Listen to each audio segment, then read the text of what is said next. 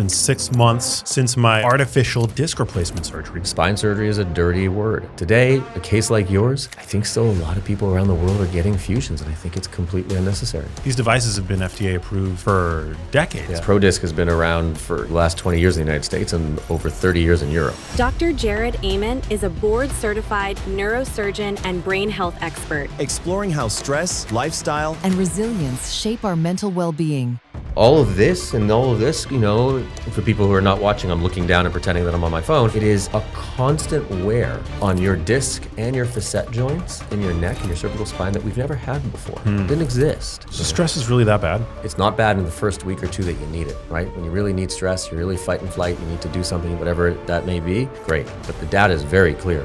It's great in the short run. The long run, it is extremely deleterious. It needs to be kept in check. You can get a natural muscle relaxation around the joint because when you have inflamed joints, the muscles tense up, and a lot of people, the pain they're feeling isn't even the spine, it's the muscle spasm itself.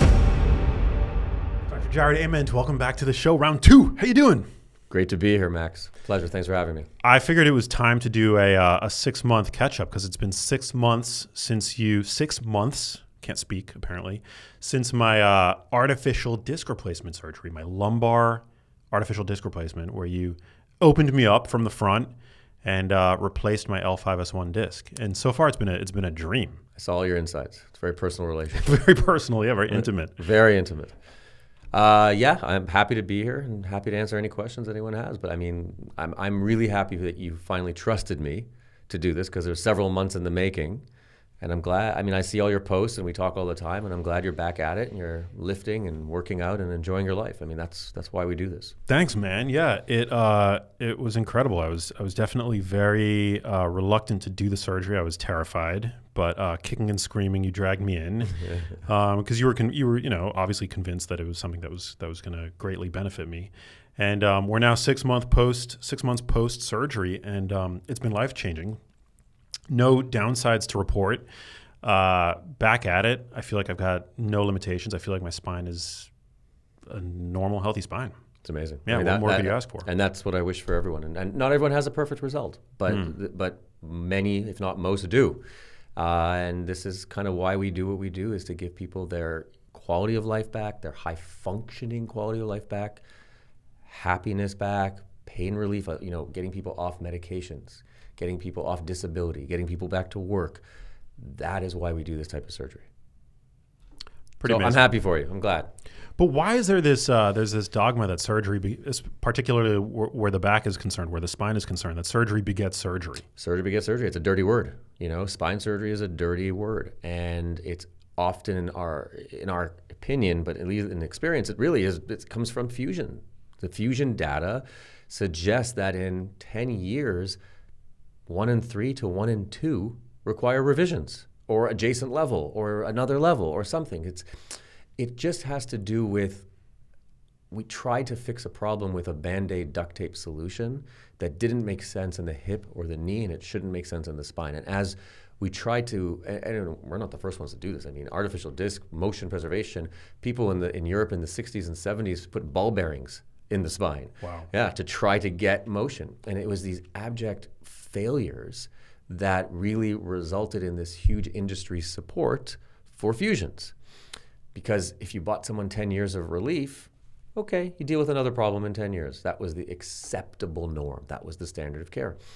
As decades went on, technology got better, the nuances, we started to understand the mechanics of the spine a little bit better. We realized there are, like a hip replacement and a knee replacement today, there were better ways to fix a problem. And like I've said to you before, not all problems are fixable with motion preservation. Bad traumas and the spine is severed. You have to protect the spinal cord. That's extremely sensitive, more sensitive than the brain in many ways. You have to protect that cord traveling through there. You can't have unstable, unpredictable motion, right? You need to fuse it in place. Those are different situations. But today, a case like yours, I think still a lot of people around the world are getting fusions, and I think it's completely unnecessary. Why do you think there hasn't been wider adoption of it? I mean, this is not...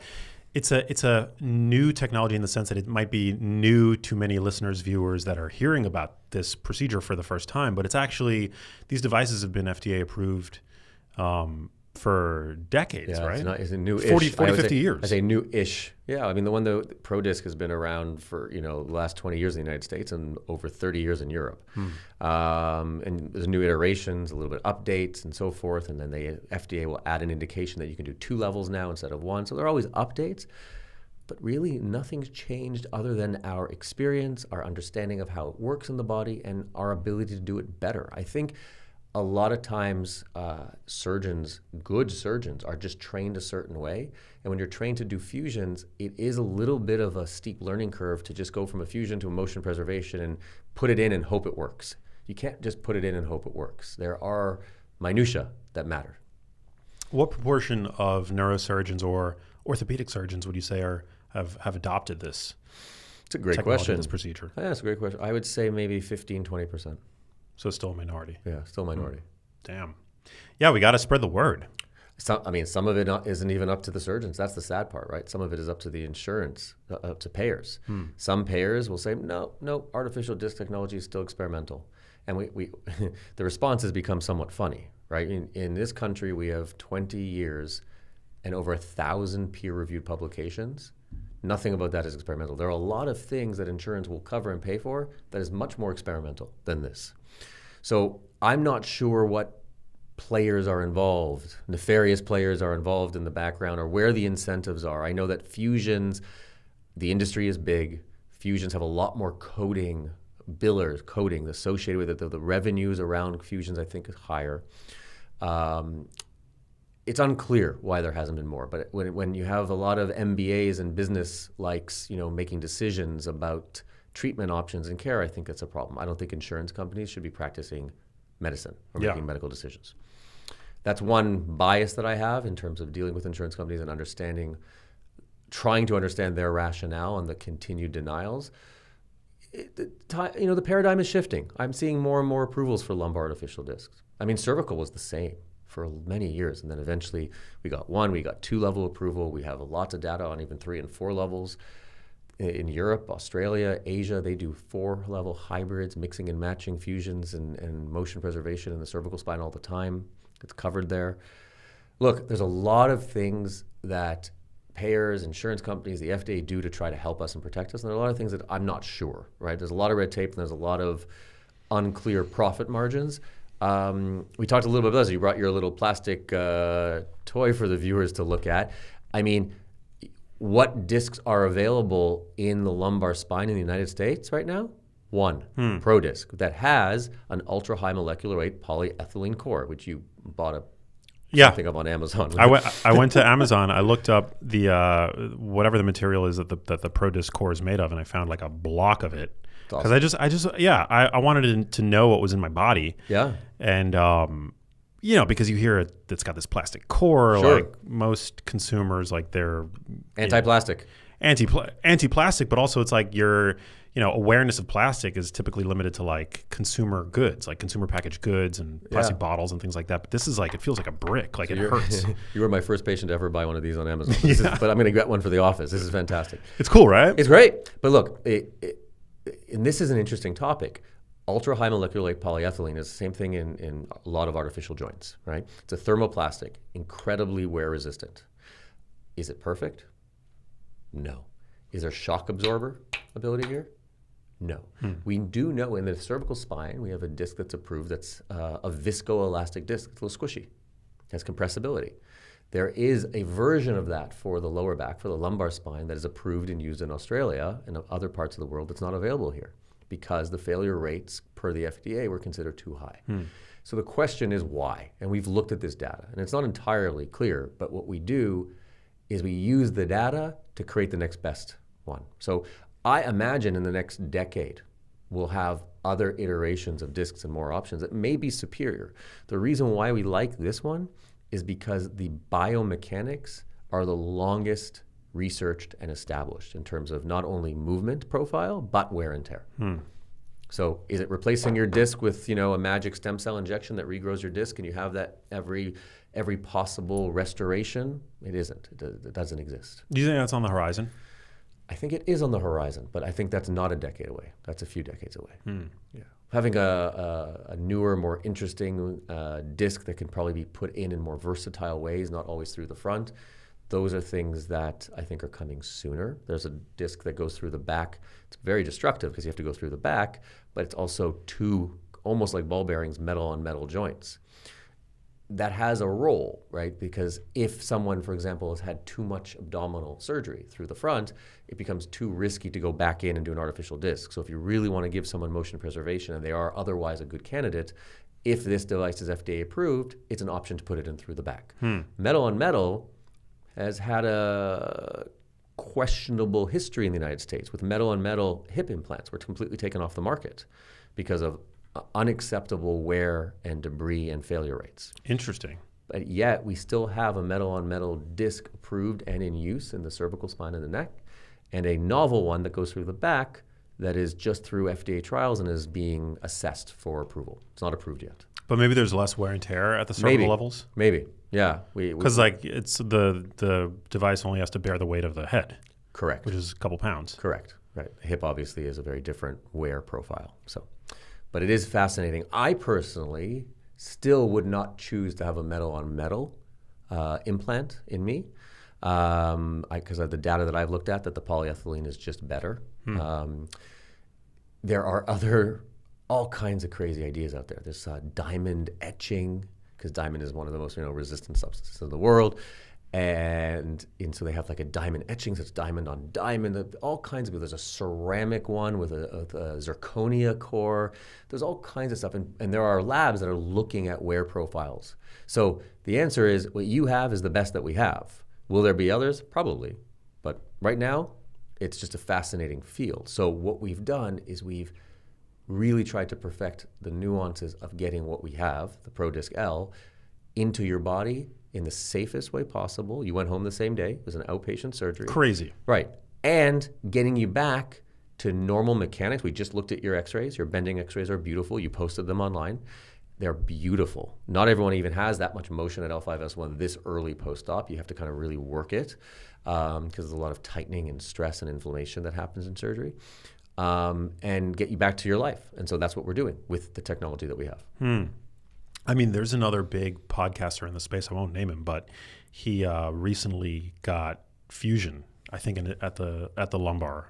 I don't know which level, but it's like months of recovery and having to wear a back brace and like it's a different procedure. Minimal, bending and of course, no BLT they call it, bending, lifting, twisting. Wow. And when you were at your surgery, you said, "What can I do?" I said, "I want you to bend, lift, and twist mildly. Start, and we work our way up." But it is very different. I mean, when you put a fusion device in, you're really waiting for the body to heal around the shim, the spacer, right? The technology is just a placeholder for your body to heal around it. I call it a scaffolding. That's not your case. In motion preservation technology, yes, you need biointegration of the device, but that happens much more quickly than the fusion scaffolding does. I don't want scaffolding. I want the device to work. It's very different. It's a completely different mindset. It's amazing.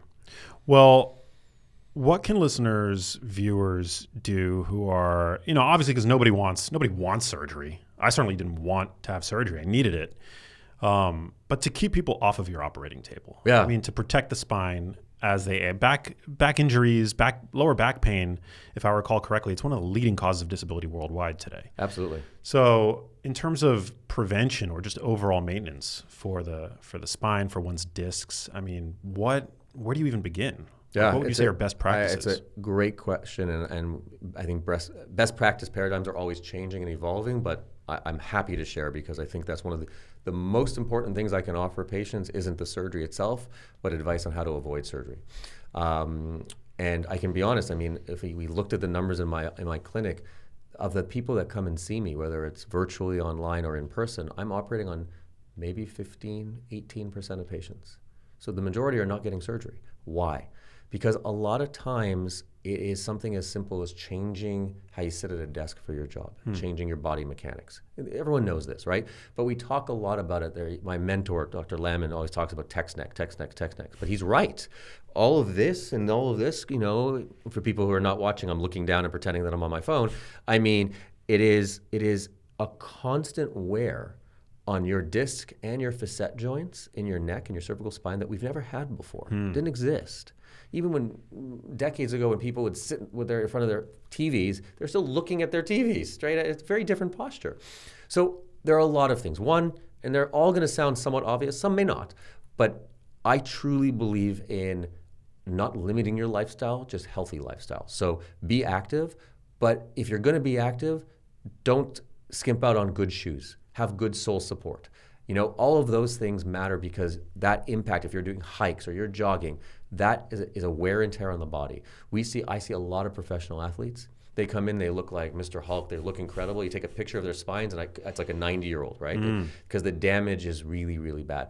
I tell the heads of like NFL, NHL, we should be investing in helmets and padding and things that actually prevent that type of trauma to some degree, right, on the spine and the rest of the body. So something as simple as shoes and soles. If you're a runner, you know this, but a lot of people are changing their shoes and soles. Again, I understand the cost is an issue, but this is also your body and your health. People change every 3 months, right? You need, whatever it is, that's one of the most important things. Work and posture, people have talked about for years, and yet they still don't do it. Standing desks, the right type of lumbar support, bringing the computer, your desktop or laptop up, whether it be a fancy contraption on Amazon or stacking it on some books, right? Very simple things. Diet, you know more than me, but the truth is a high anti-inflammatory diet, antioxidant rich, this matters because one of the problems that we see in the spine is that when you have an injury or you have an overuse injury, or it's just wear and tear, that it's an inflammatory process. So if we can help the body heal naturally, right? Just let the body heal the way that it's trying to, supportive foods, supplementation if necessary, that stuff I wholeheartedly believe in. Yeah. I mean, and then there's the big one, right? Because this is all, we talk about this a lot. You've talked about this, but cortisol, stress, right? Stress, the HPA axis, hypothalamus, pituitary, adrenal gland axis, and how it relates to cortisol can affect inflammation and healing and can actually cause an increase in the breakdown of your disc, the increase in the breakdown of bones. You have more osteoporosis at chronic stress levels. Wow. So people with osteoporosis end up getting bone spurs, getting all kinds of diseases in their spine, and a lot of it is wear and tear plus stress. So I believe in, you'll laugh, but like Zen meditation music. Those the flutes, the Zen flutes, love it. If I'm having a bad day, I'll put that on and just take a moment.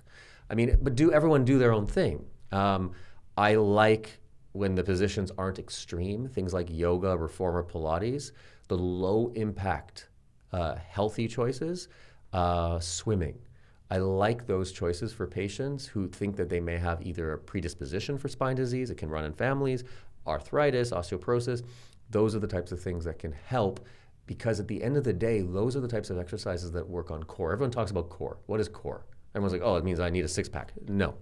Core is abdominal muscles, oblique abdominal muscles, and your back muscles. That's part of the core. It's 360 degrees, right? The longissimus and multifidus muscles that run along the spine, the psoas that runs along the sides when I can see it through the front, these are part of the core structures. Those are things that need to be worked out. Do you need to go to the gym for that? Not necessarily. You can be doing things like yoga, Pilates, like we talked about. Simple exercises. Men hate Pilates. Yeah, get it. For good reason. I get it. But again, there are many ways to keep your core strong. That doesn't mean you need a six-pack, right? And I really want anybody listening to understand that. You don't need to look like the influencers online and those people to have a strong core, because a strong core will stabilize your lower back. Similarly, upper back, so the upper thoracic spine, between your shoulder blades and the base of your neck, and keeping that posture in good position will support the rest of your neck, because your neck, unless you're sleeping, is constantly supporting your head. And we were joking before the show that, oh yeah, it's only a few pounds, but it's a lot for your neck because it's constant. And there's a lot of range of motion going on there, right? So the wear and tear in the neck, remember, I see actually more people for cervical spine disease than lumbar, despite us talking about your case being lumbar. Interesting. So the wear and tear in the cervical is fascinating. What do you think about chiropractic? Do you have any thoughts on that? I'll tell you, I have seen a lot of chiropractors, and while they've never fixed my issues, I can't imagine how they would have. I definitely have felt, and I know that there's risk associated with getting adjustments and all that stuff, but I've definitely felt like at least a momentary relief from getting cracked. Absolutely. I don't know what's actually going on in my spine when I'm getting cracked like that, but like, do you have any thoughts there? Can that be helpful? So my best friend in the world is a chiropractor, former chiropractor. So I'd be careful if he's listening. but no, he no longer practices. But he also like comes over and he'll crack my wife's neck. I'm like, oh, stop doing that. So endorphins are released when those cracks happen, and it actually plays on pain and opiate receptor responses. So it's very fascinating. When you get those cracks, it's often the facet joints that are cracking. It can be dangerous. It can be very, very pleasurable and give you some relief. It doesn't solve the problem, and we certainly don't want it to damage the facets. And most of the chiropractors that I've ever worked with are very cognizant of this. They can do things we call decompression therapy. They have other tricks like traction therapy. So all of those things, I think, are fantastic. The over manipulation of the spine is a momentary release of endorphins and some other substances that cause this kind of euphoria and sensory overload of bliss that doesn't actually cure the problem. So if you're debilitated and need that to function daily, I'm not against it. But just remember, we're not actually solving the issue. Yeah. I always thought about it as a way to just facilitate healthy movement. Like if you've got tension. Sure. Like I remember when I was writing my, I don't remember if it was my second or third book, but I would get so tense, like just hunching, even with a standing desk, hunching over my computer to write, that I would feel like I would need to get adjusted just so that I would be able to move properly, because otherwise I felt locked up. So this is one real benefit. So if we get an endorphin release in the area of some facet joints that are being cracked or decompressed, what can actually happen is you can get a natural muscle relaxation around the joint, because when you have inflamed joints, the muscles tense up, and a lot of people, the pain they're feeling isn't even the spine, it's the muscle spasm itself. So you can get like a natural muscle relaxation effect, which is great. You can get that from acupuncture, and you can get that from deep massage as well. So there are other mechanisms to do that.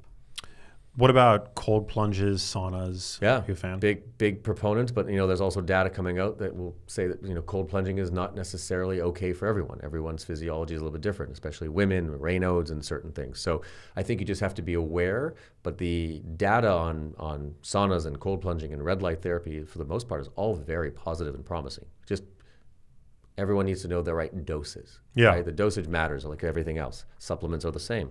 It's great data on supplements, peptides. We offer these things, in our practice, but not ubiquitously. Everyone doesn't get the same dose, and it's not always the same. You have to be aware. Medicine and health, there are general rules. Don't eat ultra-processed foods. You talk about it all the time, and you're 100% right.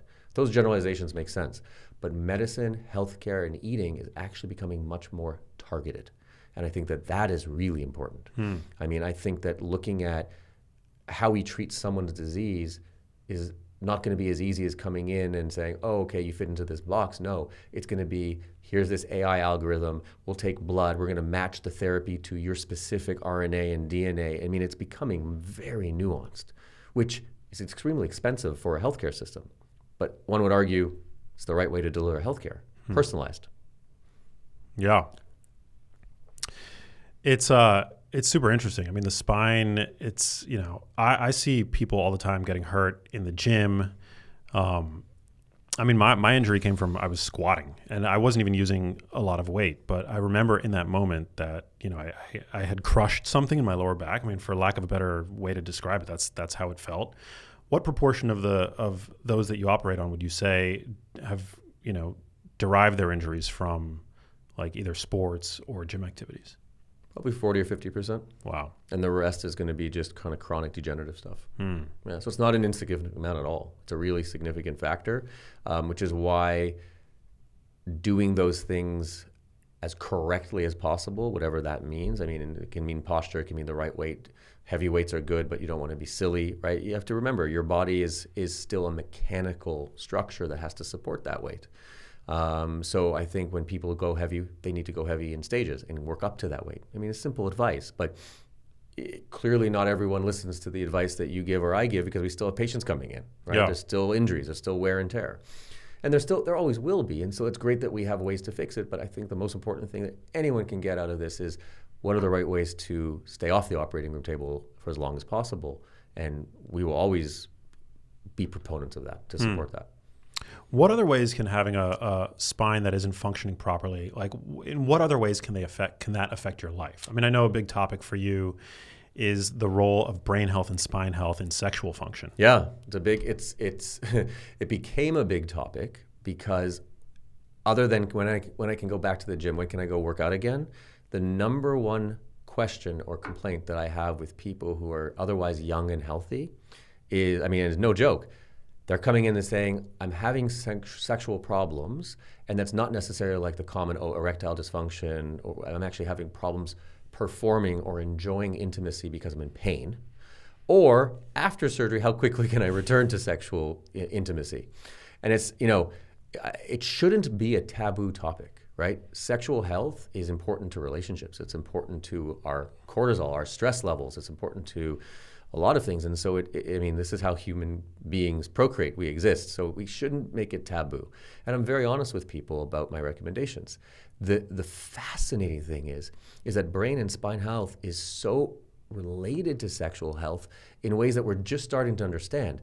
The pathways around sexual arousal and sexual performance, like oxytocin hormones and the neurotransmitters like glutamate and serotonin, dopamine pathways, reward, are also related to pain pathways. Glutamate is, and substance P and some other things are significant factors in the pain response. The pain pathways have been shown to affect oxytocin and pleasure sensors. And so you can imagine how, there is something called dyspareunia. That is a term that's called pain during sexual intercourse. Now, it's often attributed to vaginal pain that women experience. So it's not pleasurable. But the truth is, it just really means sexual pain during intercourse. It can mean any pain. And so there is a version of dyspareunia that we see in patients with spine pain. And you can imagine how much it messes with someone's head and messes with someone's emotions if they're in pain when trying to be intimate. And so that's just one factor. The other factor that I find fascinating, and this is, you may laugh and your viewers may think it's corny, but it's really true, is we need pelvic motion. Yeah. Right? Sexual intimacy, unless you're doing something else that I don't understand.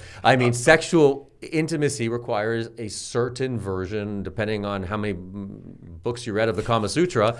Again, I make light of it because I don't want it to be taboo. I want people to have fun. I want people to enjoy. I want people to be safe. I want people all those things. But you need a pelvic range of motion. And okay, here's a great example. I'm going to use you, okay, if I may. Yeah, please. L5S1, that was your level. How much motion is at L5S1?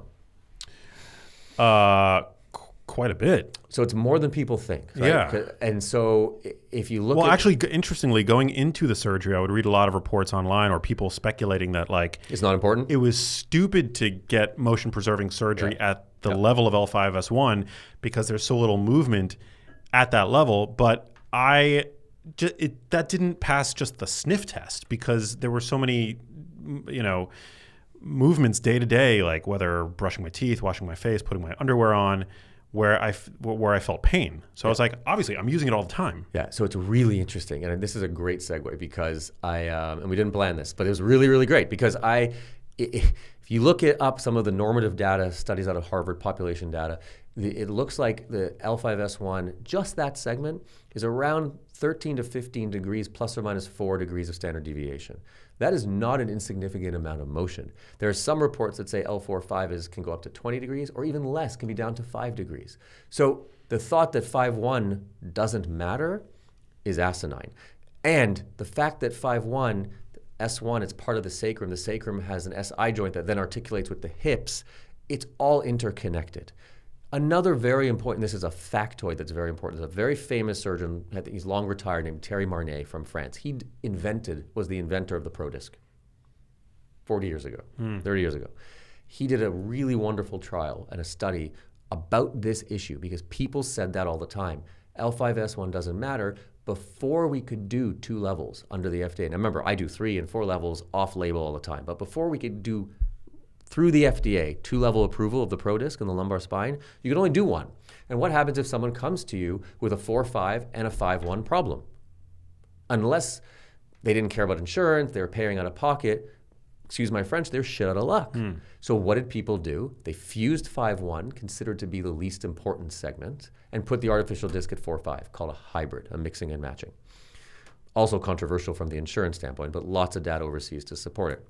So Terry Marnay actually looked at 12 and 15, the longest follow-up we have at this particular case, looked at 12 and 15-year-old follow-up, comparing his hybrids, his 4-5 artificial disc and his 5-1 fusions, to his 4-5-5-1 artificial discs, the 2-level artificial discs. The range, the global range of motion of that whole spine, from the whole spine, dramatically and statistically more significant than the hybrids. The quality of life metrics dramatically improved in the 2-level artificial disc compared to the hybrids. The mechanics of the L4-5 disc were better preserved with a 5-1 disc below it than with a fusion below it. So while I still think the hybrid is better than a 2-level fusion, 1 and 1 is better than 2, 2-level artificial disc was clearly shown to be superior, specifically comparing that 5-1 segment. Wow. So again, in you noticed it clinically. You noticed it subjectively and objectively. And for me, that L5S1, but in general, the idea of pelvic range of motion, sexual function, pain, and not having there be this incongruity between pain and pleasure, right, is really important. Yeah, totally. I mean, I feel that, I mean, I could feel the movement in my L5S1. It's like the fact that it was so apparent, like the pain that I had was so apparent at so many different points in the day, to me just goes to show you how much use that level is getting. Yeah, absolutely. So yeah, I'm super, super grateful for it. Are there, because it's interesting, like when you think about sexual function, at least in men, although this also happens to be the case in women, it's just less, I guess, plainly observable, but usually early sexual dysfunction is considered a sign for, preclinical cardiovascular disease. Sure. But is there a world in which sexual dysfunction can actually sort of be a check engine light for spinal health or for brain health? So yeah, the vascular thing makes sense because if you think about vascular perfusion for an erection, right, for men, it's really interesting because if you have enough, it doesn't even have to be spine, it's just neurologic perception of pain. If you have so much pain and you're constantly in this sort of hypercortisolemia, fight and flight stressor response, that's sympathetic overdrive. That sympathetic overdrive can cause a decrease in your parasympathetic functioning. Parasympathetic functioning is required to have an erection in men. And so it certainly can be not just spine, but neurologic health, and the way the brain and the spine interpret pain signals can depress your ability to have intercourse and be intimate. And so what does that parasympathetic response look like, feel like? How do we stimulate it for people who are unfamiliar with the the old way of, I'm not recommending this, but the old way of stimulating a parasympathetic response is rubbing the vagus nerve in your neck, right? But it's not easy to stimulate if it's over-suppressed by the sympathetic system. So it's how do you depress and control your sympathetic drive to allow the parasympathetic. Sympathetic is like associated with fight or flight, right? It's like the stress response. Exactly. And other things. But sympathetic system is designed for increasing your heart rate, whereas the parasympathetic decreases your heart rate, right? Parasympathetic also allows vasodilation so you can get blood flow into the penis gland. Right? So that's the idea. You don't want vasoconstriction, sympathetic overdrive, so it's more about how do we calm the sympathetic side to allow the parasympathetic to do its thing. Also important for sexual function in women. I mean, they have a lot of analogous tissues down there. It is absolutely analogous. Absolutely. What about often when talking about, especially in, particularly in wellness circles, the parasympathetic nervous response, you'll hear about cold plunges and breath work, for example, as a way to stimulate, that rest and digest, relaxed, way of being. Absolutely. I mean, breath work is what my partner, Dr. Vogtscher, talks about all the time. We have a brain spa at our practice designed for... Is it actually legit? It is legit. There is actual real world data on breath work and meditation, lowering that sympathetic overdrive and allowing parasympathetic to kind of shine through. Look at all the data that was done on Tibetan monks and how their heart rates could go to incredibly low levels during proper guided meditation.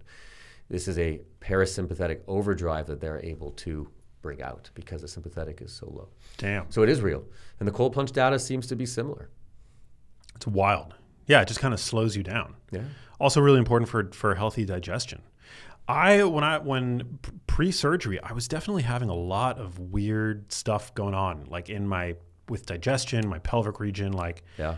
So that's interesting. That's also different and similar. It can be sympathetic parasympathetic because the sympathetic plexus runs right along the spine, on the side of the spine. There's a chain there. But the lower nerves, L5, S1 is just the start of it. You then have all the sacral nerves, right? S2 to S4, called the pelvic splanchnic nerves, the pudendal nerve, are part of S2 and S4. That's directly related to sexual function, related to gastrointestinal issues, related to continence. People forget about that one. And continence can be a thing not only that is quality of life affecting, embarrassing during sex or stress or any sort, or a sneeze, right? So if your pain is not just mechanical, but you actually have compression of the neural element down at L4-5 or down at L5-S1, if you have enough compression, you're blocking off the signals to the pelvic splanchnic nerves and the lower sacral nerves that are involved in all of those things that we just discussed. Wow. Is it possible to have issues down there without pain? Like without overt low back pain? Yeah. So also a great question about kind of pain in general. Pain is the body's way of telling us there's a problem. But I've seen countless patients that come in and said, I never had any pain. Or maybe, but now I can't move my foot. Or I can't go to the bathroom, or I am having accidents. So either people fight through it, they do great conservative care, and they feel like everything's treated because the pain is gone or masked. If you have ongoing compression of the neural elements, that area is called the cauda equina. If you have compression of those neural elements, and we've kind of passed the pain point for whatever reason, or some people's pain perception is different, then you can have real neurologic dysfunction and no pain. That's crazy. Yeah, because I feel like there are probably people listening that, have these like mysterious idiopathic issues that, were you to do an MRI of their spines, probably see a wreck. Absolutely. It's not always the answer, yeah. But we certainly can do an MRI and see something like, oh my God, we need to treat this. How long is this going on? And my biggest concern is in these quote unquote idiopathic, undiagnosed, unclear symptoms. Sometimes it's too late. Sometimes patients have symptoms that we can't fix because their nerves have actually died. There's actually nerve injury. Sometimes we've seen incredible nerve restoration potential. It's highly variable depending on the patient. This goes into your world. Healthy eating, high antioxidants, no ultra-processed anything. All of that stuff allows for not just the body, but neuroregenesis, neuroplasticity, critical. Yeah. As a brain health expert, as a neurosurgeon, you also open up people's heads too, right? I do. It's insane the work that you do. It's just so. The brain stuff, I appreciate that. Look, I do it because I love it. Seeing your progress and what you've done is just the reason why I do this, right? The brain stuff is, sometimes it's brain tumors. I do a lot of brain tumor stuff, and that's obviously, it's not really a quality of life discussion. That's a life and death discussion, so it's a little bit different. The other, we're on the topic of pain. The other aspect of brain health that I focus a lot on is facial pain syndromes. So I run missions every year to Bolivia. I've been going for the last 15 years, just charitable work. My mentor started it 20-something years ago, before I was even in practice. And as a student, he took me along because I have a research background.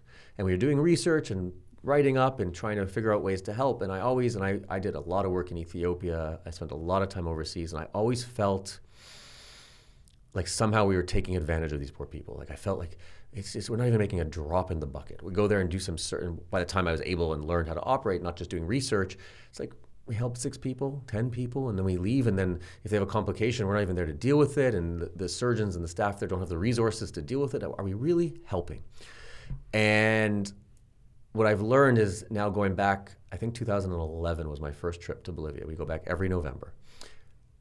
We have now established relationships with departments and surgeons there.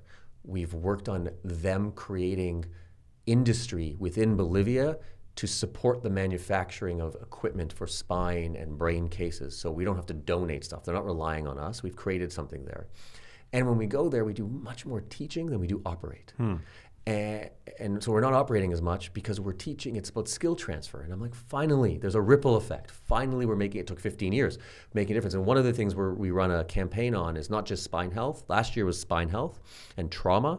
This year is something called microvascular decompression, MVD. Sorry, it's a wordful. But the idea, we are talking about pain.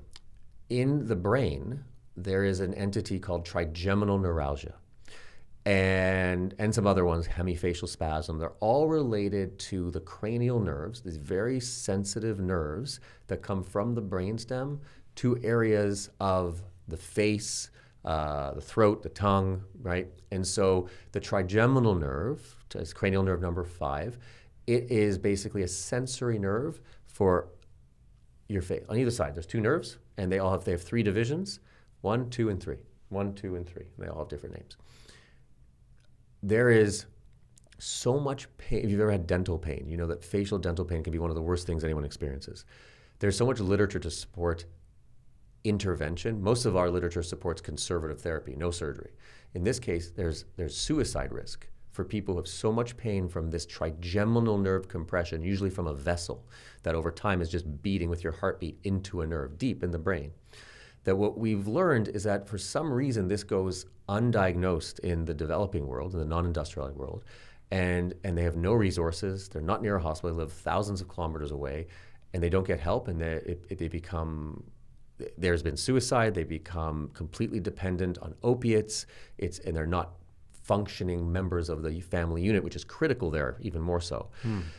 And so what we've learned is that there's we didn't create this. A very famous neurosurgeon who's passed, his name is Dr. Janetta created a technique where you make a less than a quarter size hole in the back of the ear, and you go in under high magnification, very finesse, and you dissect and find, you don't even go into the brain. You're working on the corridors around the brain, and you find the vessel pushing on the nerve, and you put a little patty, Teflon patty that can stay in there and scars in there, that separates them. 2 hours, 3 hours later, cured. Whoa. And it is life-changing for people. And there are some minimally invasive, some other things that people can do, like through the nose and other stuff, through the mouth, some like pain injections and needles, but those things often don't work. Sometimes you can do radiation, gamma knife. There's no gamma knife radiation available in Bolivia. I mean, I don't know how many millions of dollars that machine is, right, that we have here. There are things that can definitely be available for that are people who are not surgical candidates, but in general, it is a beautiful surgical technique. It's minimally invasive. As surgeons, we call it like the seed to the soul. You see the brainstem, the cranial nerves going into the parts of the brain. It's a beautiful surgery. Surgeons love to do it because it's so beautiful, but it's also so effective. And it doesn't require fancy robots or fancy implants like you have in your back. It's not a resource-heavy surgery. So the idea is, can we do a proper skill transfer to help these patients in Bolivia? And it's one of many missions that we've taken. And I only bring it up because you mentioned what else I do, but pain affects people's quality of life on a level that is underappreciated unless you're experiencing it. And I think from a neurological perspective, brain and spine, that is what I try to help people with so they can be as functional as they'd like. Not everyone has to be as functional as you. I'd like them to be, but I always ask patients, what's your goal? Because I want your goal to become my goal. Can I get you back to skiing? Can I get you back to deadlifting, even though I don't want you deadlifting? Can I get you back to just being at home and preparing a meal for your family? What is the goal? And that can be from all sorts of disabilities. Chronic pain sucks. I was in it for a long time. How does that what was it, trigeminal neuralgia? Or? That's the disease. That's the entity. Yeah. Wow. Is that related in any way to cluster headaches and migraine? So, no. It's not. Cluster headaches, migraines, it can be a spine condition. So the cervical spine, there's an entity called cervicogenic headaches, where there actually is referred pain from disease in the cervical spine that is very known to cause headaches. The interesting thing about that data is that people always thought that it was it was related to instability, and then the answer was therefore fusion. But there's actually a great paper that was published up in UC Davis, Dr. Ki Kim, who showed that motion preservation or fusion both help people with cervicogenic headaches in the cervical spine. Not the same. This trigeminal neuralgia has a very clear diagnostic criteria and very clear type of facial pain. It's very different. Did I ever tell you I developed Horner syndrome? You did. Yeah. Yeah. In 2021, early 2021, I had gotten off a flight, and I occasionally get migraines on flights. Not so much of late, but like in the past, I would always have like these like migraines associated with the changing in cabin pressure. And I had gotten off a flight, and I was in a restaurant in Austin, and my eyelids sank to like half mast. It was like super strange. And I called a friend of mine who's a neurologist, and he told me at that point, he was like, "You've got Horner syndrome. You need to get to the emergency room." And then for whatever reason, I don't know how this happened, but it resolved. Like it just completely resolved within 20, 25 minutes. And then it came back on my flight home back to LA. And so that begun this like month-long process of, I went to the emergency room. I got all kinds of scans, brain scans, chest scans. And they ruled out all the bad stuff. I mean, because Horner syndrome, correct me if I'm wrong, but it's a sign that it could be a medical emergency. Yeah, it could be signs of stroke, could be signs of a tumor, could be a lot of things. Yeah, they ruled out all the bad stuff. Yeah. And so the best explanation that we were able to come up with was that it was associated with migraines for me. And it's something that I still have. Like when I get fatigued, like you can tell that there's a difference in my eyes. It's interesting for the true Horners. What did your pupil do?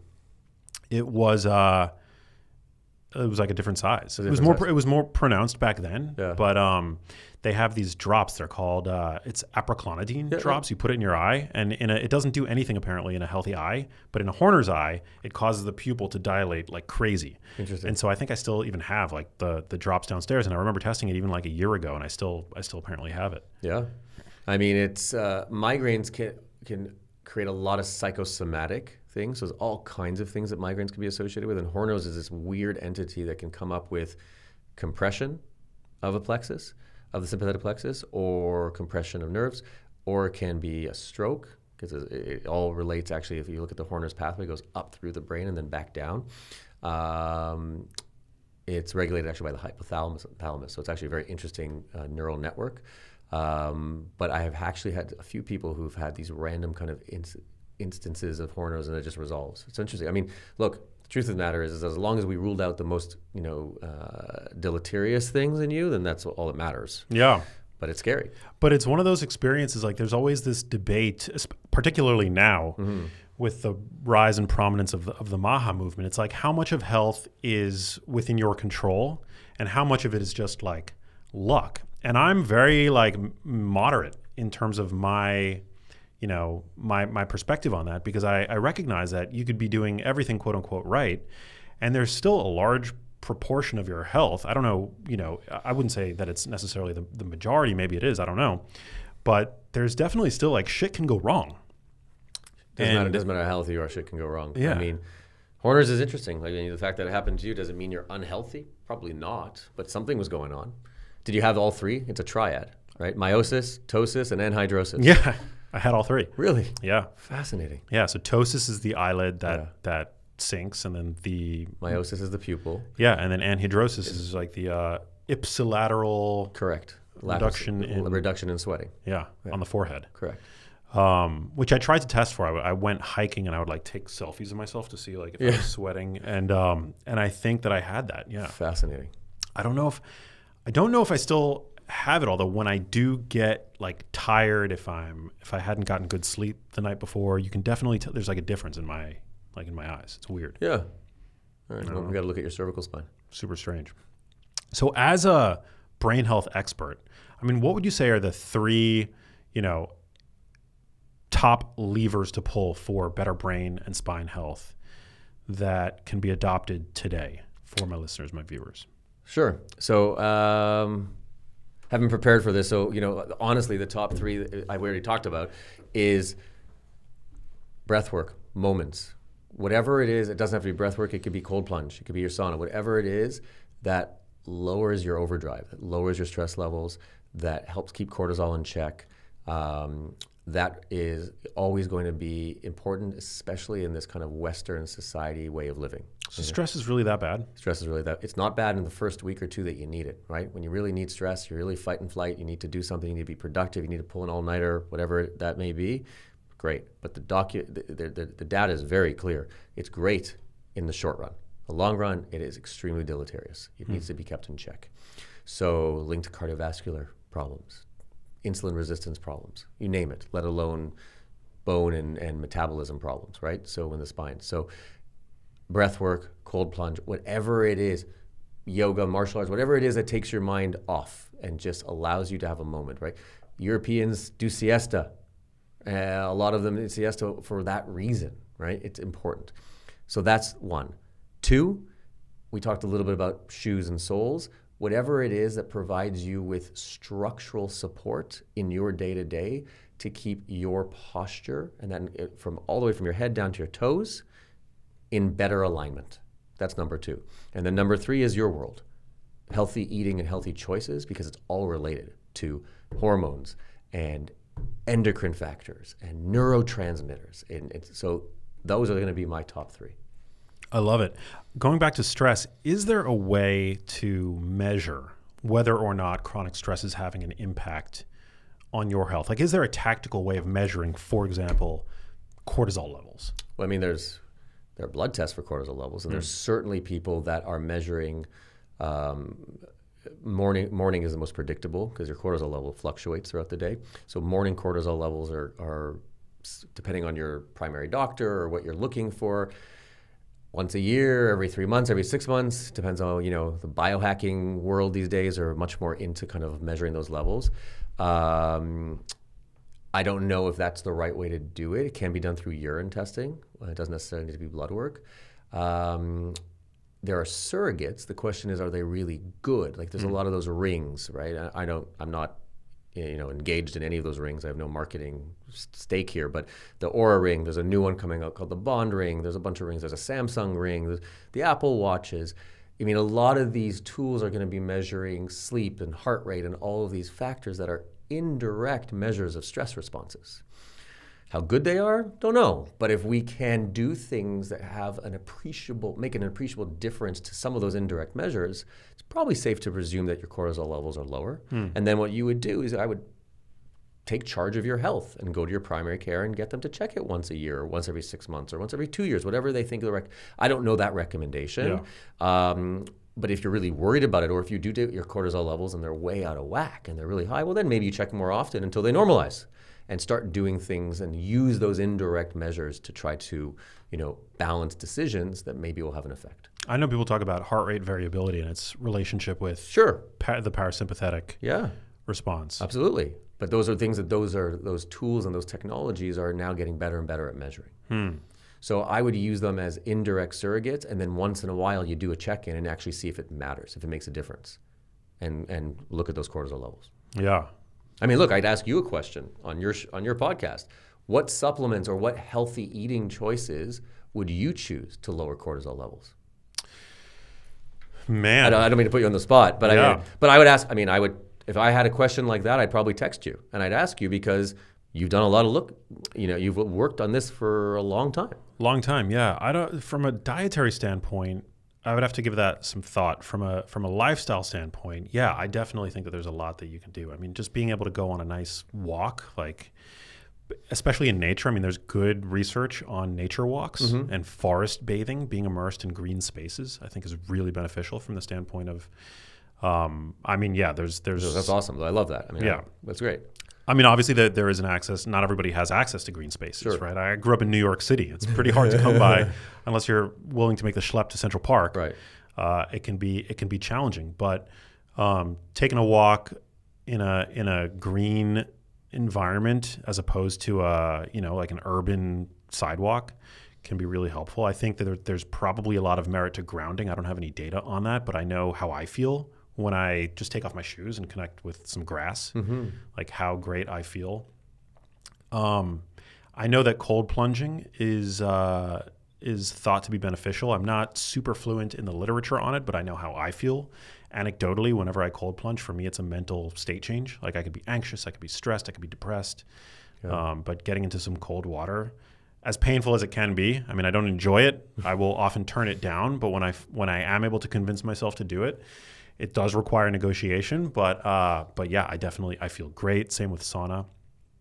And I also think there's probably exercise. I mean, exercise, if you exercise long enough, it does lead to an increase in cortisol. But I think it's probably one of those, I don't know the statistical terminology, but it's probably one of those interventions like sauna, like cold immersion, where you see a momentary increase in stress, but then it leads to a refractory drop in stress. I think that's probably 100% accurate. Yeah. And I think also what you're picking up on is a lot of those tools are incredibly personal, what works for you. So, I mean, my advice back to you, if you're coming to me as a patient again, and if you're really worried about your cortisol levels, I would say, well, let's do these things that you already know that make you feel better, at least intuitively, and let's do it on more of a regimented basis. Yeah. And let's recheck your cortisol in 3 months. Right? It's about putting, and I think you've talked about this, and I've certainly talked about this, routine and regimens matter more than lifting some goal weight, right? We know that you can actually do a lot less, but do it more routinely and have greater long-term effects. And so I think that if someone wants to modulate or neuromodulate some of these things, you get yourself on a routine and then you check to see that you're making a difference. Yeah. I also think social connection is crucial. Yeah, of course, which a lot of us don't have anymore because we're stuck to our screens. Yeah, there's that for sure. But I mean, staying connected to one another, I think is like crucial. Maintaining your relationships. Yeah. You got to think of like watering a plant. Like you got to continue to water relationships because otherwise it requires work, which is basically what I'm alluding to. I mean, none of us could have great hair like yours, so we have to keep watering. But I mean, it seems like just vast generalizations, but it seems silly, but you'd be surprised how many patients that come to see me have problems that are very easily rectified by just getting on a healthy routine. Yeah. Easier said than done. I get it for busy working lives. But we got one. People talk about it. If you think about it, on average, 80, 85 summers. 85 summers. If you think about that, it's not that much. It's not that many. It really is not that many at all. And so you think about, people with families and kids. Like I think my kids, I have 85 summers. It's not that many to spend time with my kids. Half the time they're not going to spend with me, So I think we all owe it to ourselves to do the best job we can within reason to get on a routine that works for us. I am a believer in not doing it willy-nilly. Don't have blind faith. So there are tools today that are really relatively inexpensive. We have access to things. So check. If your insulin levels and insulin resistance is high and you have diabetes and your glucose is high, we check, right? Cortisol, if it's high and we don't know why, or you're honestly stressed all the time and you want to modulate and try to get that, you check it every 3 or 6 or 9 months. Work with your doctor. Work on things to reduce it so you're making a difference, and then stop checking for a year or two, right? So I think it's just important to be a little bit more proactive in this space of biohacking and living the genius life, right? Yeah.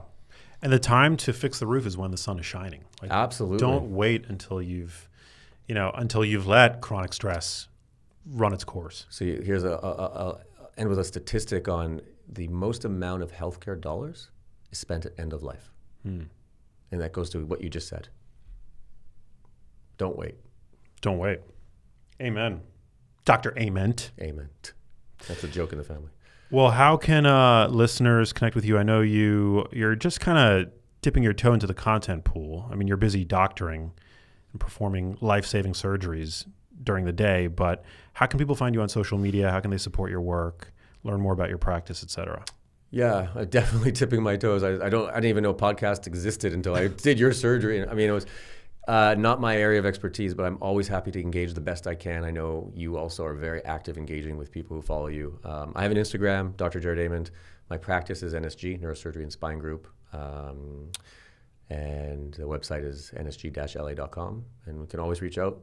My partner and I both are happy to help holistically, not just surgically. And we really believe in that. And I wouldn't let distance be, I wouldn't let that dissuade you. We do a lot of virtual contacts and consultations initially in the Zoom I can have you do moves and things and maneuvers, and so it really is a different world with technology and what we're able to accomplish, and at least put you, on the right path to a healthier brain and spine health. We love. Cool. Well, thanks for coming in, brother. Thanks for having me, and I'm glad you're doing so well. Thank you. Yeah, we'll have to do another check-in, I don't know, every couple of months. Yeah, I'd love to see, how you're doing it a year. And then, look, based on x-rays and motion and things like that, we have 6 months. I probably won't get another set of x-rays on you until the year post-op. And then after the year, I don't want to keep radiating you, but I do want to keep seeing the mechanics just for research purposes. And then usually every 1 to 2 years after that. Cool. So I'm always happy to come in, but you don't have to invite me in that often. No. No, I'm down. Yeah, well, just thanks again. And if any of you guys listening are curious about, you want to go deeper into this procedure, artificial disc replacement, obviously I wouldn't wish surgery on anybody, but the first time you were on the show, just a couple months ago, that people are calling that essentially a masterclass in the procedure and the technology. I really was amazed how much this podcast world, and you're very well respected, and I love that, and we have a very good relationship, which is important. But I didn't realize that hour and a half that you and I spoke, masterclass, people called it the Atlas. They went through it 2 or 3 times because they were able to get so much information out of it that they weren't able to get elsewhere. And I'm grateful to you for giving the voice, to allowing us, to giving that venue to spread the word. But for me, it's like, and I really mean it, I don't need to be the only surgeon doing this. I don't want to be.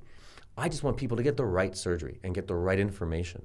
And so the fact that people look at our talk together as, something meaningful, it gives me so much joy, because maybe then they'll ask wherever they're going the right questions and hopefully get the right answers. Yeah, well, that's why I do what I do, and I'm grateful for you doing what you do. So thanks again. Thank you guys for listening. Share this episode with friends and loved ones that may benefit from it, and I'll catch you on the next episode. Peace.